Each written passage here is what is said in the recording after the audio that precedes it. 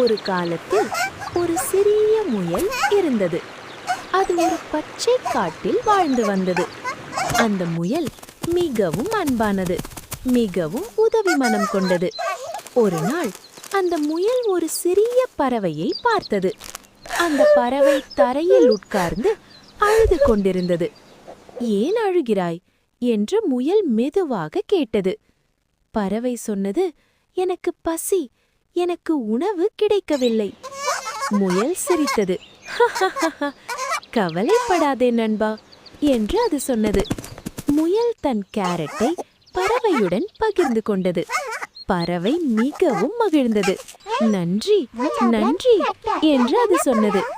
அந்த நாள் முதல் முயலும் பறவையும் நல்ல நண்பர்களாக இருந்தார்கள். குழந்தைகளே, இந்த கதையின் பாடம் என்ன? அன்பாக இரு, பகிர்ந்து கொள், உதவி செய்வது நல்லது. சரி குழந்தைங்களா, கதை முடிஞ்சது.